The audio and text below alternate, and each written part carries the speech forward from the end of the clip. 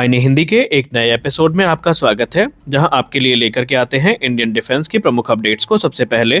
तो चैनल को सब्सक्राइब करना मत भूलिएगा। आज की अपनी अपडेट की शुरुआत करेंगे हम एक बड़ी अपडेट से।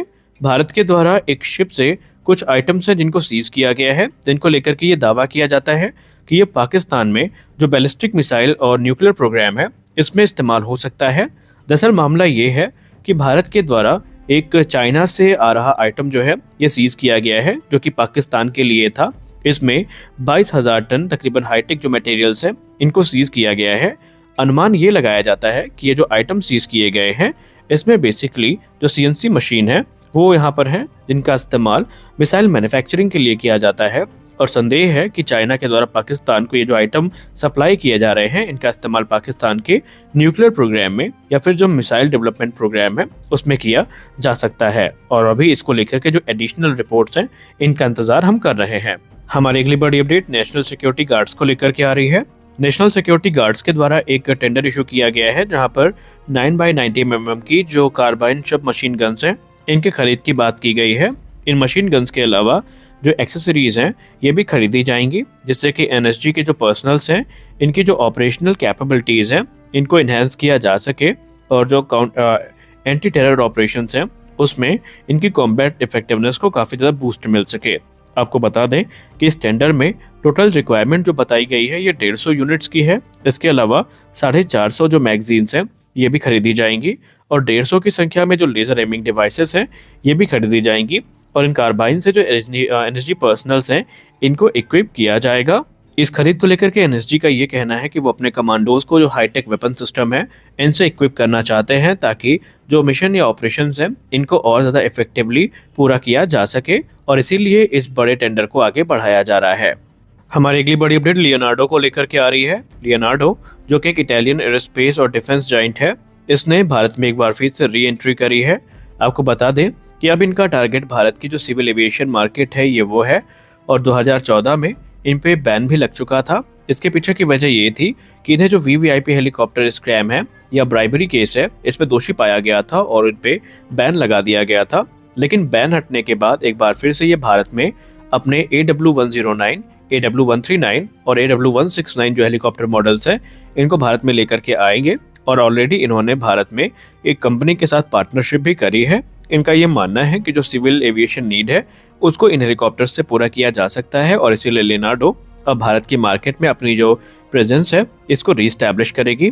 आपको बता दें कि इस कंपनी से जो बैन है इसको वर्ष 2021 में हटा दिया गया था, और उसके बाद से लियोनार्डो ने एक बार फिर से भारत में अपनी एंट्री करी है, और उन्हें ये उम्मीद है कि भारत में अब उनको एक बड़ी सफलता प्राप्त हो सकती है। एक तरफ जहां C-130J सुपर हरक्यूलिस का नाम भारत के MTA प्रोग्राम से बार बार जोड़ के देखा जा रहा है और इसे एक प्रबल दावेदार के तौर पर देखा जा रहा है, तो वहीं आज एक बड़ा हादसा होते होते इस एयरक्राफ्ट के साथ टल गया। भारतीय वायुसेना का एक C-130J सुपर हरक्यूलिस दरअसल टेक ऑफ जैसे ही करता है तो इसमें कुछ टेक्निकल इशूज यहाँ पर पायलट को महसूस होते हैं, जिसके बाद पायलट इसकी इमरजेंसी लैंडिंग का जो प्रोसीजर है उसको इनिशिएट करता है। रिपोर्ट्स में कहा जाता है कि इस एयरक्राफ्ट ने 1 मार्च को तकरीबन 2:30 बजे दोपहर में टेक ऑफ किया था, और टेक ऑफ करने के तुरंत बाद जो लैंडिंग गियर है इसमें कुछ ग्लिच देखने को मिली, जिसके तुरंत बाद पायलट्स ने प्रिकॉशनरी मेजर में एक इमरजेंसी डिक्लेयर किया। लेकिन क्योंकि फ्यूल लोड काफ़ी ज़्यादा था इसलिए एक होल्डिंग पैटर्न में ये जो एयरक्राफ्ट है ये शहर के ऊपर उड़ान भरता रहा, और बाद में इसको सेफली लैंड कर दिया गया है। फिलहाल अभी इस मामले की जाँच चल रही है कि जो इशूज़ थे वो क्या थे, और उसके बाद जो एयरक्राफ्ट है ये फिर से उड़ान भरने के लिए तैयार रहेगा। अच्छी बात यहाँ पर यह है कि ऑन बोर्ड जितने भी पर्सनल्स थे सब सुरक्षित हैं। हमारी अगली बड़ी अपडेट आ रही है भारत की मिनिस्ट्री ऑफ डिफेंस से। दोस्तों, भारत की मिनिस्ट्री ऑफ डिफेंस ने Su-30 MKI फाइटर एयरक्राफ्ट के लिए एक बड़ा कॉन्ट्रैक्ट साइन किया है 1 मार्च 2024 को, और ये जो कॉन्ट्रैक्ट है ये Su-30 MKI फाइटर एयरक्राफ्ट के लिए जो सिमुलेटर है इसके अपग्रेड को लेकर के है। गौर करने वाली बात एक ये है कि ये जो कॉन्ट्रैक्ट साइन किया गया है ये इंडियन कंपनी के साथ किया गया है, जिसका उद्देश्य ये है कि जो Sukhoi 30 MKI के सिमुलेटर हैं इनको अपग्रेड किया जाए, और जो इंडियन एयरफोर्स के पायलट्स हैं ये इसमें अपनी जो स्किल्स और नॉलेज है इनको काफ़ी इम्प्रूव कर सके, और अलग अलग जो ऑपरेशनल सिनेरियोज हैं इसको सिमुलेटर में सिमुलेट करके जो अपनी स्किल्स हैं इनको इम्प्रूव कर सके। गौर करने वाली बात एक ये है कि माना जा रहा है कि इन अपग्रेडेड सिमुलेटर्स के आने के बाद जो ट्रेनिंग प्रोसेस है ये और भी ज़्यादा आसान हो जाएगा। आपको बताते चले कि भारतीय वायुसेना ऑलरेडी अपने Su-30 MKI फाइटर जेट्स को अपग्रेड कर रही है और पहले फेज में 84 जेट्स को अपग्रेड किया जाना है और उसके बाद चरणबद्ध तरीके से बाकी की जो फाइटर जेट है इनको भी अपग्रेड किया जाएगा और इनके रेडार, एवियोनिक्स और जो वेपन सिस्टम है इनको मुख्यतः अपग्रेड किए जाने की बात सामने आई है। और ये एयरक्राफ्ट अभी तकरीबन 2045 से 2050 तक इंडियन एयरफोर्स की सर्विस में यूं ही बने रहेंगे। हमारी अगली बड़ी अपडेट भारतीय वायुसेना के MTA प्रोग्राम को लेकर के आ रही है।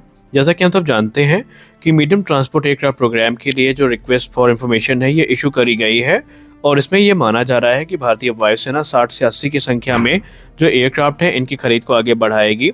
तो अब मीडिया रिपोर्ट्स में ये बताया जा रहा है कि भारतीय वायुसेना प्रमुख ने ये स्पष्ट निर्देश दे दिए हैं कि MTA प्रोग्राम के अंतर्गत भारतीय वायुसेना क्रमशः अपने AN-32 और IL-76 जैसे जो एयरक्राफ्ट हैं इनको रिप्लेस करेगी। जी हाँ, ये दोनों एयरक्राफ्ट काफ़ी लंबे समय से भारतीय वायुसेना की सर्विस में हैं और इन्हें तकरीबन 2030 तक रिटायर करना शुरू कर दिया जाएगा और इनकी जगह जो MTA हैं ये लेने वाले हैं।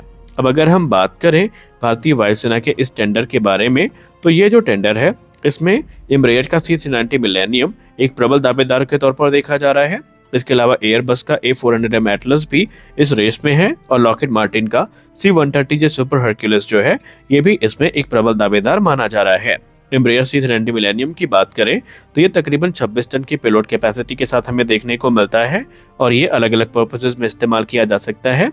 और वहीं A400M एटलस की बात करें तो A400 सबसे ज़्यादा पेलोड कैपेसिटी के साथ आता है जो कि 37 टन की है और ये भारतीय वायुसेना की जो रिक्वायरमेंट है उसको भी एक्सीड कर रहा है।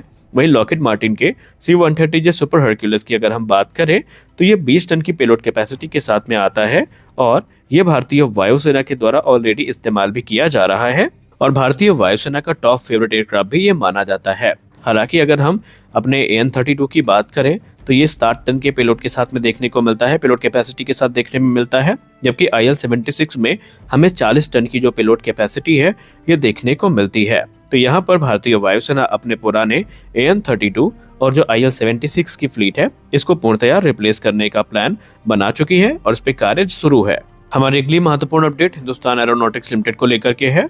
दोस्तों, Hindustan aeronautics limited light combat aircraft Tejas के प्रोडक्शन को बढ़ाने के लिए पूरी तरीके से प्रयास कर रही है और अब इनके द्वारा एक नई रिपोर्ट सामने निकल के आई है जहां पर बताया जा रहा है कि इनका टारगेट ये है कि वर्ष 2026 से 27 तक तकरीबन 24 एयरक्राफ्ट प्रति वर्ष की दर तक इनका जो प्रोडक्शन है ये बढ़ाया जाएगा ताकि भारतीय वायुसेना की जो रिक्वायरमेंट है इनको शीघ्र अतिशीघ्र पूरा किया जा सके।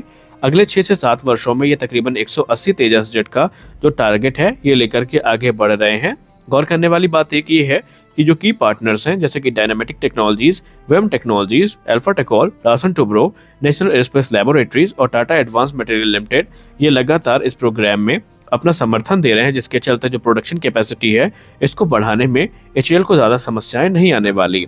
लेकिन यहाँ पर एक प्रमुख समस्या ये होगी कि क्या जनरल इलेक्ट्रिक टाइम पे इंजन डिलीवर कर पाएगा या नहीं, क्योंकि जो इंजन होगा इसका डिलीवरी डिसाइड करेगा कि एक्चुअल जो प्रोडक्शन रेट है ये क्या हो सकता है। लेकिन HAL अपने लेवल पे पूरा प्रयास कर रही है। तो आज के इस वीडियो में बस इतना ही। मिलता है अगले वीडियो में कुछ और अपडेट्स के साथ, तब तक के लिए जय हिंद।